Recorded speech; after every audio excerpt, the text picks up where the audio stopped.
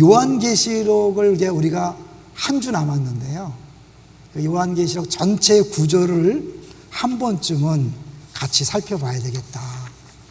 사실 하나님께서 우리에게 은혜를 주시는데 은혜를 받는 사람들의 두 가지 반응이 있을 수 있어요. 첫 번째는 은혜 받은 것으로 교만할 수 있고, 두 번째는 은혜 받을수록 겸손할 수 있는 거죠. 그러니까 요한계시록 말씀도 사람들이 좀 깨달으면 교만해져 갖고 오히려 그 요한계시록이 주는 은혜를 잊어버릴 수가 있는 거죠. 계시록을 보면 볼수록 정말 어렵다, 쉽지 않다. 그럼에도 불구하고 우리에게 어마어마한 은혜를 주신다라는 차원에서 겸손해져야 되겠죠.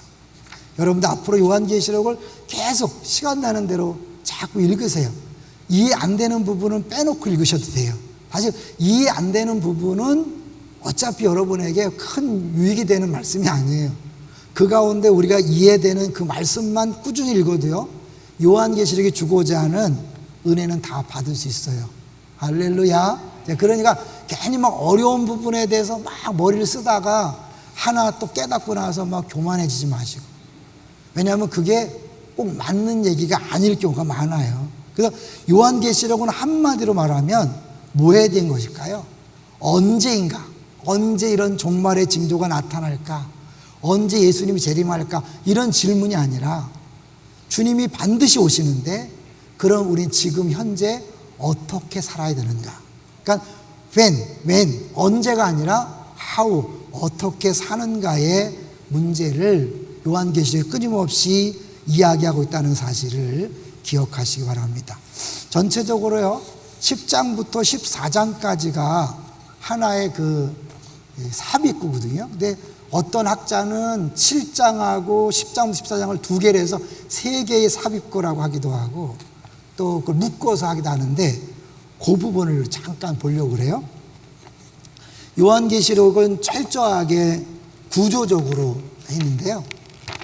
가장 핵심적인 부분이 어딜까요? 11장 15절부터 19절까지가 가장 핵심이에요. 그래서 학자들 중에 이 부분을 빼놓고 이 앞부분과 이 앞부분, 이 뒷부분을 삽입구로 나누기도 해요. 그 세 개로. 그래서 7장이 이제 삽입구고요. 쭉 삽입구라는 건 뭐냐면 내용 전개가 쭉쭉 되다가 갑자기 정말 뜬금없이 나오는 부분이거든요. 근데 10장부터 14장까지도 사실은 뜬금없이 나오는 내용 같아요. 그렇게 해요. 근데 그 중에 이제 제일 가운데 요게 핵심 메시지거든요. 요거 한번 잠깐 먼저 볼게요. 요한계시록의 핵심 메시지, 결국 말하고자 하는 핵심이 뭘까? 요한부 11장 15절 읽어볼게요. 시작. 일곱째 천사가 나팔을 불매 하늘에 큰 음성들이 나서 이르되 세상 나라가 우리 주와 그의 그리스도의 나라가 되어 그가 세세토록 왕노릇 하시리로다 하니. 계속해서 하나님 앞에서 자기 보좌에 앉아있던 24장로가 엎드려 얼굴을 땅에 대고 하나님께 경배하여 이르되 감사옵나니 옛적에도 계셨고 지금도 계신 주 하나님 곧 전능하신 이여 친히 큰 권능을 잡으시고 왕노릇 하시도다. 이방들이 분노하매 주의 진노가 내려 죽은 자를 심판하시며 종 선지자들과 성도들과 또 작은 자든지 큰 자든지 주의 이름을 경외하는 자들에게 상 주시며 또 땅을 망하게 하는 자들을 멸망시키실 때로소이다 하더라. 한번 여기까지 뭐예요? 그리스도의 나라, 세상 나라가 그리스도의 나라가 되었다. 예수님이 재림하심으로 하면 완벽한 주의 나라가 이루어져서 예수님이 왕노릇한다. 그리고 그 왕노릇하는 하나님 나라에서 우리 믿는 사람들은 상을 받고 믿지 않은 사람들은 심판받고 멸망한다. 이제 그 얘기거든요. 그 얘기 양쪽으로 이제 사실은 이 양쪽으로 이렇게 대칭시켜서 이 내용이 핵심이라는 걸 보여주고 있거든요. 그거를 잠깐 한번 살펴보면요. 이 짧은 시간에 너무 많이 할 수는 없는데, 여러분이 궁금해하는 42달 얘기가 나와요. 42달 얘기. 그래서 저 중간으로 해서 오른쪽으로도 42달, 왼쪽으로 42달. 42달이 뭐죠? 3년 6개월.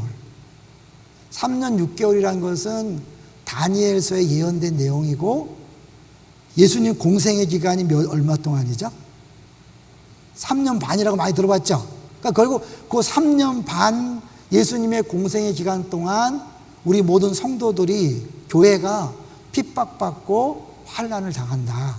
그러니까 결국 예수님이 이 땅에 오셔서 고난받는 것과 동일하게 우리도 예수님을 따라가는 그런 성도로서 동일한 고난을 받는다. 그래서 이 앞부분에서도 3년 반 얘기가 나오고 이 부분에 3년 반 이야기가 나와요. 근데 여기서도 이게 사실은 이제 성도의 사명,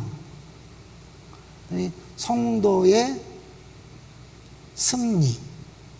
그러니까 요렇게 성도라는 관점에서 또 가는데, 요거는 이제 하나의 전도에 대해서 이야기하죠. 전도. 요거는 영적 전투에 대해서 이야기해요. 그래서 이것도 다 사실은 결국 싸움이니까 이 핵심적인 내용을 두고 양쪽에 3년 반 동안 환란이 있지만 성도의 사명인 전도에 힘써야 된다. 끝까지 목숨 걸고 순교할지라도 전도해야 된다.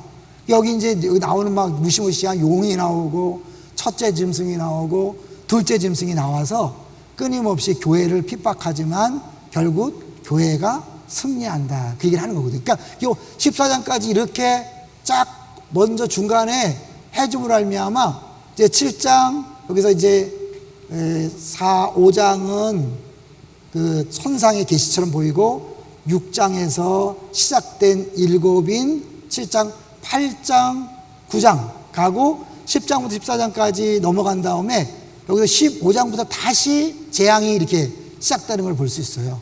자, 그래서 그거를 한번 여러분이 몇 구절만 같이 찾아볼게요. 몰라도 되지만 여러분이 이제 그래도 관심 있는 분들에게 한눈에 볼 수 있도록. 자, 8장 13절 가보세요. 8장 13절. 이제 이 내용이 그 삽입부라는 걸 보여주는 내용인데요. 8장 13절. 같이 읽어보죠. 8장 끝의 내용이에요. 시작. 내가 또 보고 들으니 공중에 날아가는 독수리가 큰 소리로 이르되 땅에 사는 자들에게 화가 있으리니 이는 새 천사들이 불어야 할 나팔 소리가 남아있음이로다 하더라. 이 말은 뭐예요? 7 나팔 중에 4개가 부러졌죠. 요한계시록 재미난 게 뭐냐면 4개 인이 연달아 막 나와요. 그 다음에 5, 6 멈추고 7. 나팔도 첫째 나팔, 둘째 나팔, 셋째 나팔, 넷째 나팔 한꺼번에 나와. 그리고 나서 5째, 6째 쉬고 7째. 이게 굉장히 패턴이죠. 정교하게 짜 있어요. 그래서 여기 이제 4개까지 나온 다음에 독수리가 날아가면서 3개가 남았다고 얘기하는 거예요. 자, 그런데 요 3개 남았다는 게 그 다음에 어떻게 나오냐. 9장 12절로 가볼까요? 9장 12절. 이제 9장 1절에 5째 천사가 나팔을 불죠. 12절 보세요. 9장 12절. 시작. 첫째 화는 지나갔으나 보라 아직도 이후에 화 둘이 이르로다. 그러니까 5째 나팔이 부러졌으니까 이제 하나 간 거죠. 화 중에 하나 했죠. 그 다음에 2개가 남았다는 거죠. 그 13절에 6째 천사가 나팔을 부니까 뭐예요? 2번째가 시작된 거예요. 그리고 나서 3번째가 안 나오고 10장이 나오는 거예요. 그러니까 결국 뭐야? 6번째 나팔이 부러진 다음에 잠깐 멈추는데 이번엔 길어. 10장부터 14장까지. 그건 뭐냐면 이제 그렇게 인 나팔 대접이 쭉 진행되는데 그 가운데 너희들이 지금 이 교회를 이 사단이 얼마나 핍박하고 예수 믿는 걸 힘들게 하고 교회 전도하는 걸 막는가를 보여주면서 그러나 결론은 하나님께서 완벽한 승리를 주시고 그리스도의 나라가 이루어질 거야 라고 먼저 딱 보여줘서 어떻게 해요? 흔들리지 말고 끝까지 싸워서 이겨라 그거예요. 그러니까 이 요한계시록은 처음부터까지 뭐 이긴 자 얘기하잖아요. 이기라는 거예요. 왜? 그만큼 치열한 전투가 벌어지는 거예요. 왜? 마귀도 총력전을 펼치거든요. 그러니까 얼마나 총력전이냐면 하나님, 예수님, 성령님처럼 여기다 용, 첫째 짐승, 둘째 짐승, 삼위일체 흉내를 내요. 그리고 예수님과 똑같이 뿔 가진 거, 뭐 권능 가진 거, 뭐 찬양 받는 거 너무너무 똑같아 갖고 이 성도들이 헷갈리는 거죠. 조금만 정신 차리지 못하면 사단에게 홀딱 넘어가서 자기는 신앙생활 잘하는 것 같은데 엉뚱한 짓 하다 나중에 끝나는 그런 것들을 보여주고 있는 거예요. 그래서 앞부분은 전도하면서 고통받고 힘들지만 순교를 각오하고 끝까지 전하라, 그 얘기를 하는 것이고, 뒤에는 실제적 영적 전투, 용이 나오고 첫째 짐승, 둘째 짐승 나와서 영적으로 막 경우들을 핍박하고 괴롭혀서 배반하게 만드는 그런 것들이 이렇게 나오는 거예요. 결론은 이제 하고 넘어간다는 거예요. 하나 더 볼까요? 자, 이제 11장 14절 보겠습니다. 11장 14절. 화라는 걸 근거로 볼게요. 14절 시작. 둘째 화는 지나갔으나 보라 셋째 화가 속히 이르는도다. 그리고 15절 보세요. 15절 시작. 일곱째 천사가 나팔을 불매 하늘에 큰 음성들이 나서 이르되 세상 나라가 우리 주와 그의 그리스도의 나라가 되어 그가 세세토록 왕노릇 하시려다 하니. 일곱째 나팔을 불었는데 어떻게 해요?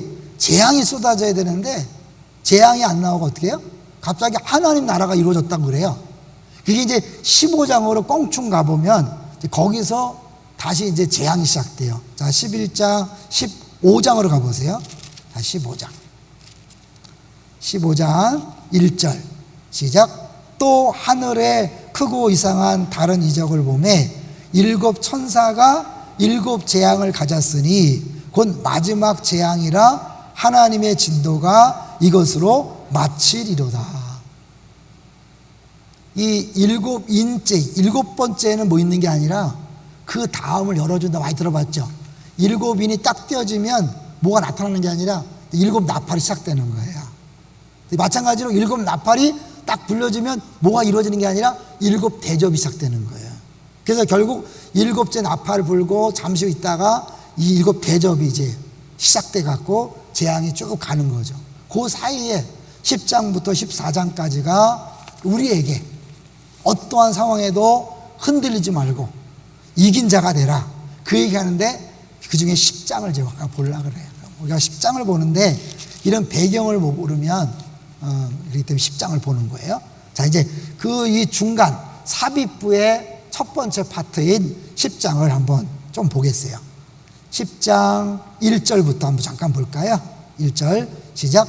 내가 또 보니 힘센 다른 천사가 구름을 입고 하늘에서 내려오는데 그 머리 위에 무지개가 있고 그 얼굴은 해 같고 그 발은 불기둥 같으며. 2절 그 손에는 펴놓은 작은 두루마리를 들고 그 오른발은 바다를 밟고 왼발은 땅을 밟고. 작은 두루마리에 집중하세요.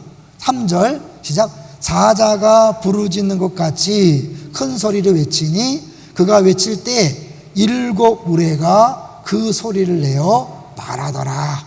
4절 일곱 우레가 말을 할 때에 내가 기록하려고 하다가 곧 들으니 하늘에서 소리가 나서 말하기를 일곱 우레가 말한 것을 임봉하고 기록하지 말라 하더라.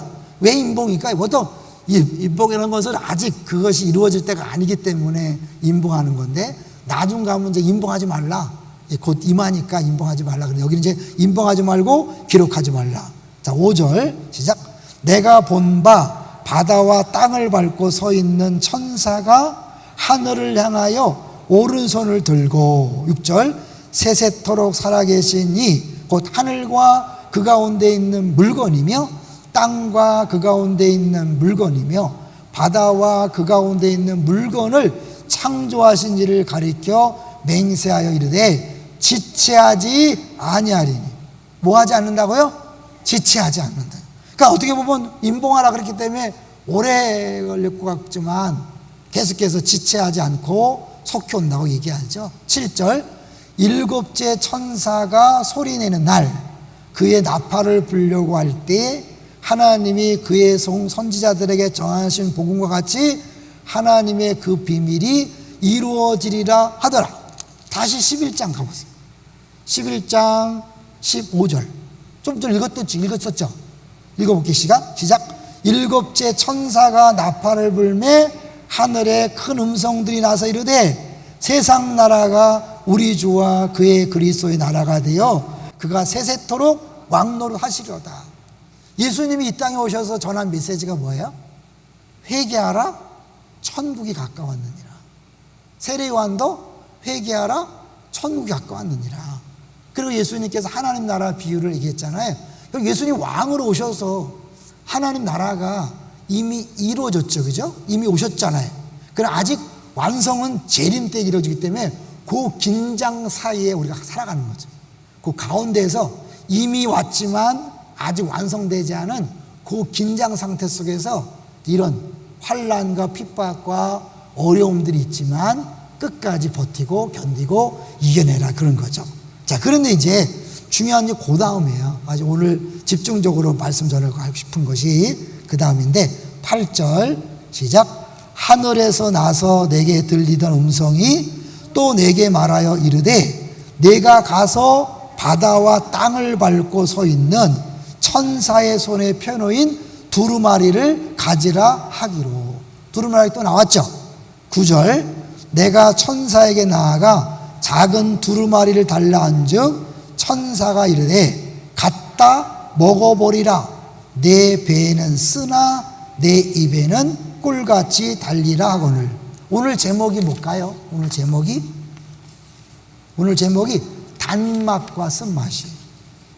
무슨 내용? 여러분 한번 상상해 보세요. 이게 무슨 내용일까요? 10장과 11장은 성도의 사명, 교회의 사명, 복음 전하는 것에 대해서 얘기했어요. 근데 그 두루마리를 먹는다는 건 뭐예요? 결국 완전히 내 것으로 삼아서 전하라는 거거든요. 근데 그게 내용이 입에는 달지만 배에는 쓰다. 왜 달까요? 왜 달죠?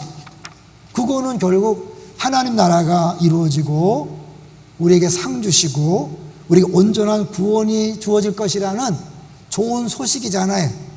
그런데 그것이 뭐예요? 심판을 같이 동반하거든요. 믿지 않은 사람에게는 심판이에요. 그렇기 때문에 우리에게는 그들을 통한 핍박과 환난이 있는 거죠. 좋은 소식인데, 복음인데 그걸 받아들이지 않는 사람들에게는 심판이며 동시에 우리들을 핍박하는, 핍박당하는 말씀이니까 쓴 거죠. 이게 신앙생활의 양면이에요.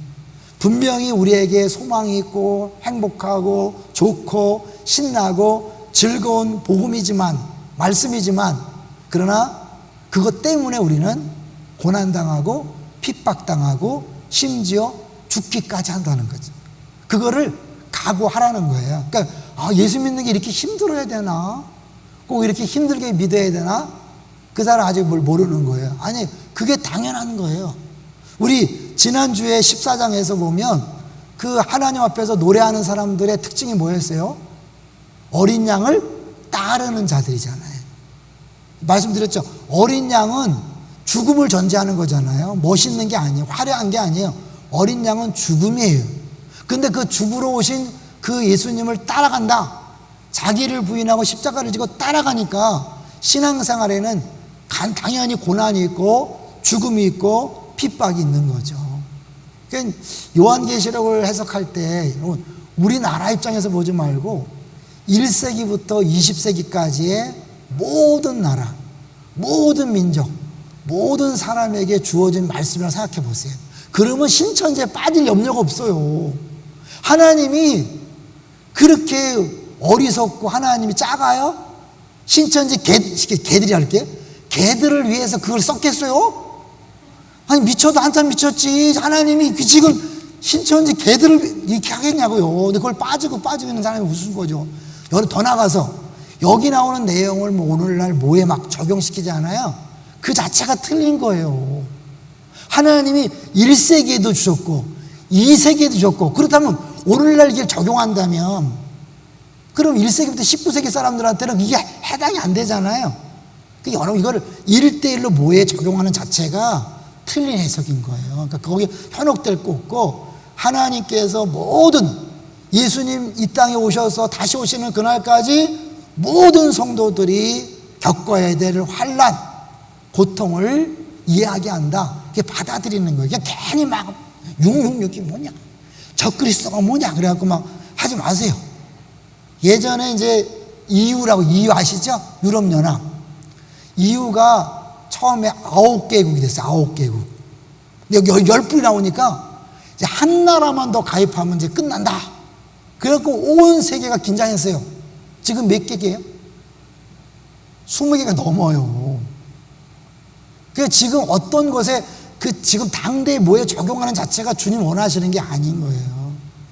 사단은 다양한 방식으로 믿는 사람들을 괴롭히고 고통을 주고 예수 못 믿게 하는 거예요. 여러분, 북한에는 북한은 당연히 뭐겠어요?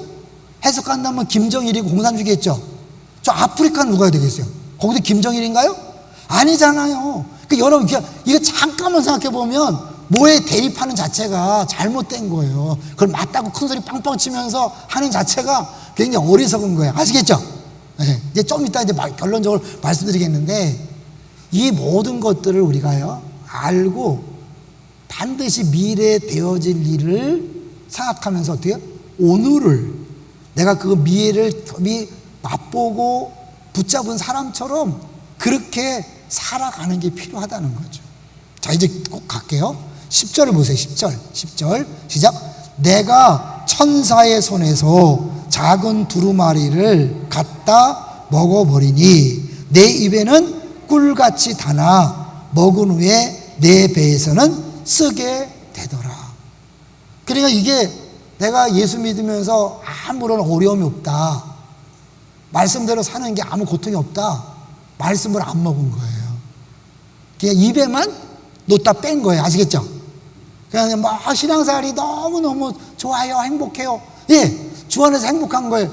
당연히 고통과 아픔과 어려움이 동반된다는 것을 여러분 경험하셔야 돼요. 그래서 11절 보세요. 11절 시작. 그가 내게 말하기를 내가 많은 백성과 나라와 방언과 임금에게 다시 예언하여야 하리라 하더라. 백성과 나라와 방언과 임금 4개를, 이게 총 합치면 한 7번 나오거든요. 다 합치 이렇게 비슷한 표현이. 이건 뭐냐면 동서남북처럼 사방 모든 사람에게 다 전해야 될 복음이라는 거예요. 다시 예언해야 된다는 거예요.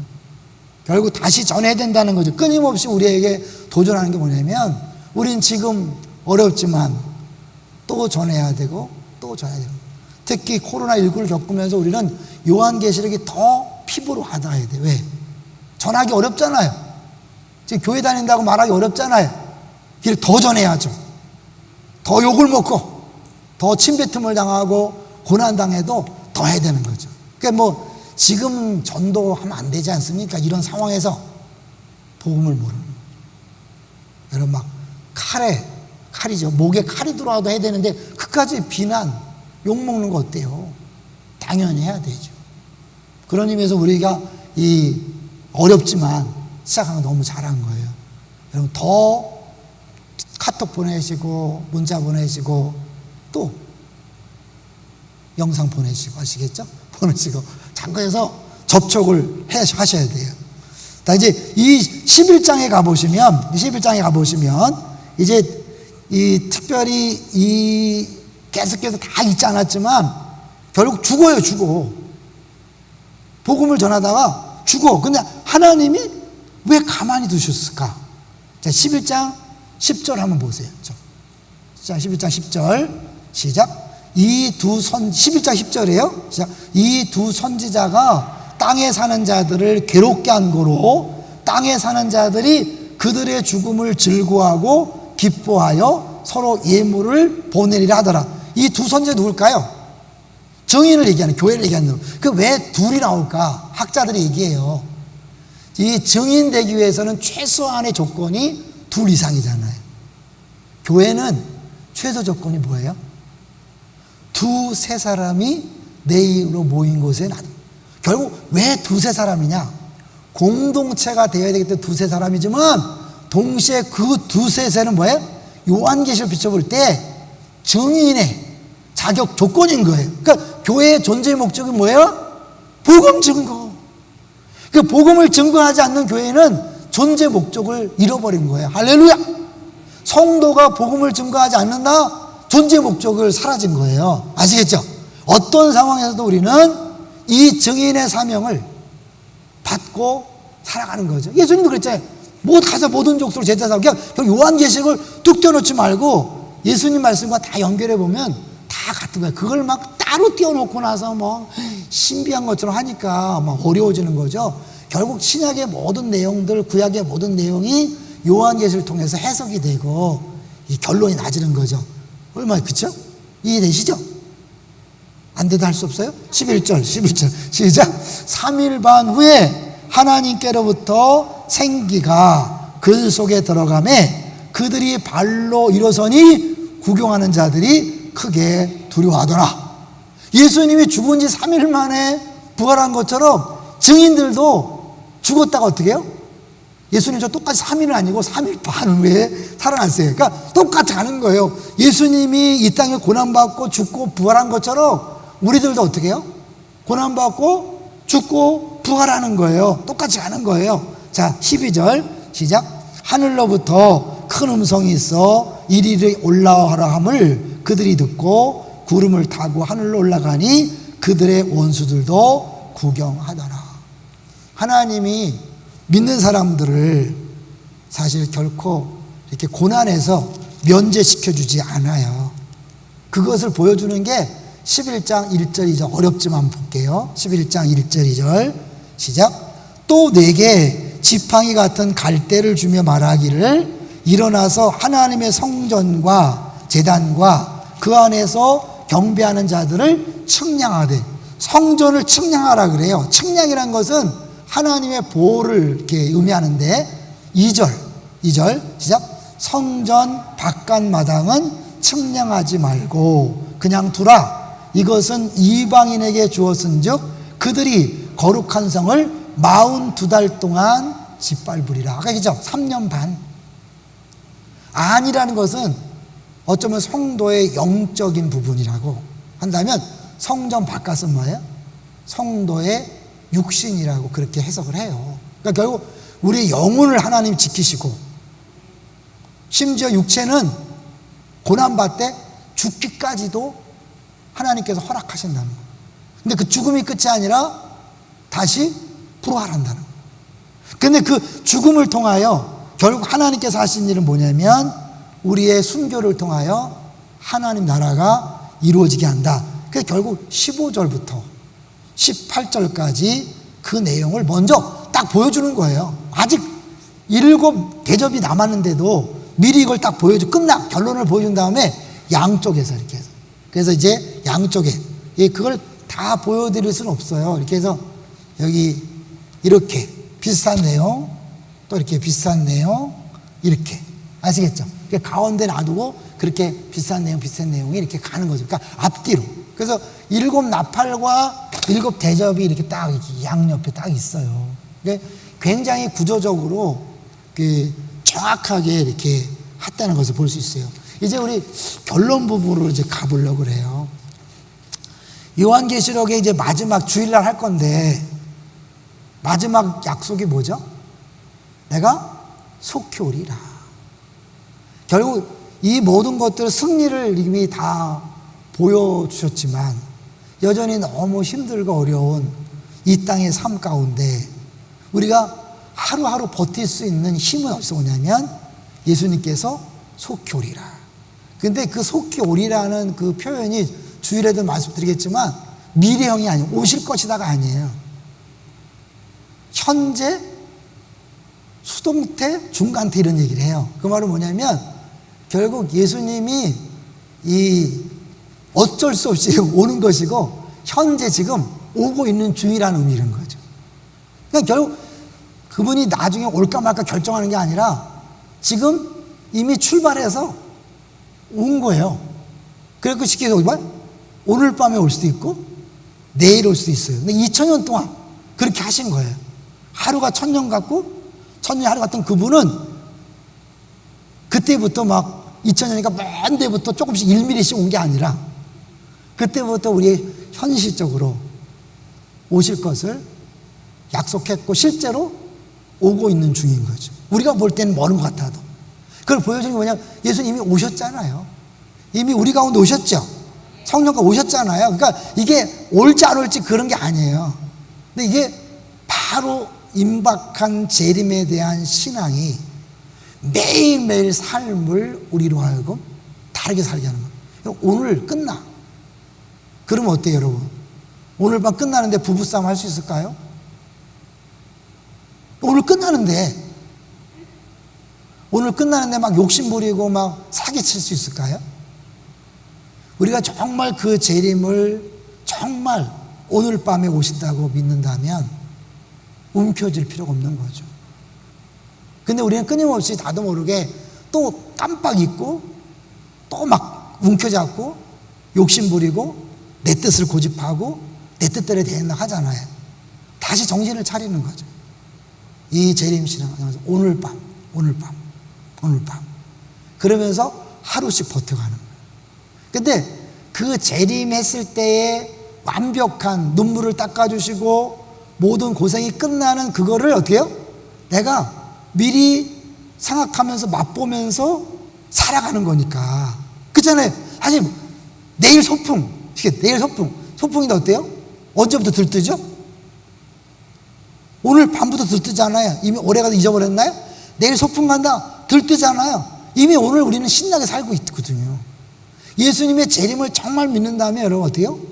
재림이 진짜 이루어질 때도 신나지만 이미 그것을 바로 기다리는 그 기쁨과 감사와 감격으로 오늘을 사는 거죠. 이게 정말 재림 신앙이고, 우리 하나님은요 그걸 원하시기 때문에 날짜를 못 받고 몇 월 며칠 날 온다. 쉬운 얘기로 한 달 뒤에 오신다. 그럼 어떻게 해요, 사람들이? 한 달 뒤니까 한 29일은 신나게 놀다가 마지막에 회개하고 한번 해볼까? 그래 안 그래? 그러잖아요. 그러니까 요새도 어떻게 해요? 내가 평생 내 맘대로 살다가 마지막 죽는 순간에 회개하고 천국 가면 되지요? 이런 얼빠진 소리 하잖아요. 왜냐하면 이걸 몰라서 그래. 내가 50년 동안 내 맘대로 살 때 그 지옥을 경험하는 것과 그 50년 동안 내가 매일매일 주의 재림 그것을 바로 맛보면서 50년 사는 거는 엄청난 차이가 있는 거죠. 이런 그거예요. 근데 그거를 모르면 이제 신앙생활이 달라지지 않지만 하나님께서는 이제 우리에게 그런 기쁨을 맛보게 하시려. 어떻게 보면 우리는 그 기대감 때문에 하루하루를 버틸 수 있고 얼마 지나지 않아 끝나는 이거 사랑할 때 열심히 사랑하십시오.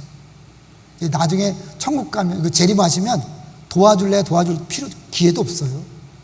사랑하고 용서할 기회도 없어요. 지금 하세요. 감사한 것은 이번에 형제들의 축제에 얼마 왔다고요? 제가 문자 보냈죠? 801만 원. 이 어려운 때에 우리 성도들이 801만 원을 헌금해서 원래 기본 재정하고 합쳐서 50개 교회에 30만 원씩 보내기로 했다. 너무 감사한 것 같아요. 우리 성도님들 감사해요. 예. 이제 주님 재림하시면 형제들의 축제 없어요. 기회 있을 때 하는 거예요. 자, 우리 그런 마음으로 다 한번 적용해 보세요. 주님 오시면 이건 어떻게 될까? 이건 어떻게 될까? 내 삶은 어떻게 될까? 소풍 생각하시면서 그렇게 신나게 손해보지 말고 매일매일 재림의 그 정점에 그거를 땡겨서 미리 맛보면서 그렇게 살아가시기를 주의 이름으로 축원합니다.